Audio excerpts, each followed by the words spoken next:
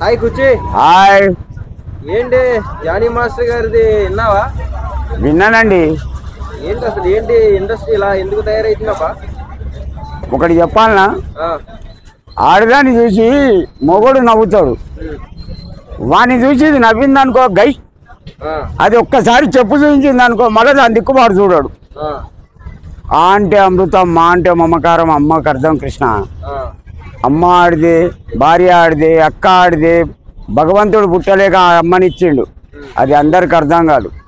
Next ఏంటి బయటకు వస్తాడా రాడా? ఆయన రాడు. ఏ అటువంటి వాళ్ళు వచ్చినా నేను రానియా, నేను సస్తే రాని అడ్డం పడతా. ఇప్పుడు ఈమె కవితను జైలు పంపలే, 6,500 కోట్లు లిక్కర్ స్కామ్.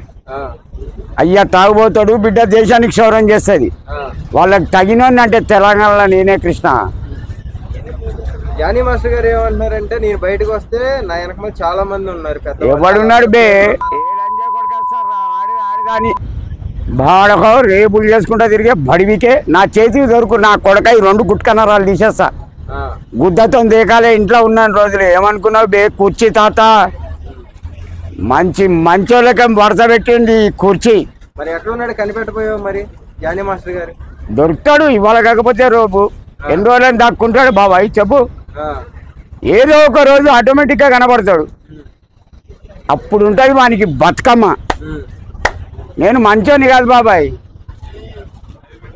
నలుగురు అక్కలకు ఒక్క తమ్ముని, ఇంటికి ఒక్క కొడుకును, ఆడిపిల్ల అంటే ఏందనేది నాకు ఎరక.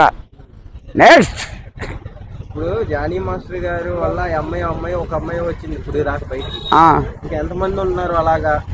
అది ఇక వానికి ఎరక మీద నుంచి, లేకపోతే వాడికి చెప్పాలి. మరి ఎందుకు ఇంకా ఇప్పుడు దాకా మీడియా ముందుకు ఎందుకు రావట్లే ఆయన? భయం, జనాలు ఎక్కడ కొట్టి చంపుతారని భయం. తప్పు చెయ్యొద్దు, సారీ చెప్పొద్దు. మనిషికి 2 ఉండాలి, ఆశ ఉండాలి కానీ అత్యాశ ఉండద్దు, ఒంట్లో భయం ఉండాలి, తప్పు చేస్తే తంతరని. నెక్స్ట్ అంత పేరు ఉంది, అంత ఇండస్ట్రీలో అంత పెద్ద పెద్దలతో తిరిగాడు, తెలుగులో కానీ తమిళ్లో కానీ ఆల్మోస్ట్ మొన్న అవార్డు కూడా తీసుకున్నాడు. ఒక ప్రెసిడెంట్ పదవిలో ఉండి ఇలా చేయటం అన్నది ముసుగులో ఎంతవరకు కరెక్ట్? బలుపు. ఇప్పుడు వైజాగ్ సత్య ఉన్నాడా, వానికంటే పెద్ద విఐపి వీడు. వైజాగ్ సత్యగాడు ఎక్కడ కానీ చొచ్చుకపోతాడు మంచి వాళ్ళ దగ్గర, వాడు పెద్ద నీకెరికే. అటువంటి వానికంటే గొప్పనా వీడు? ఇప్పుడు ఏం చేస్తారు పోలీసులు?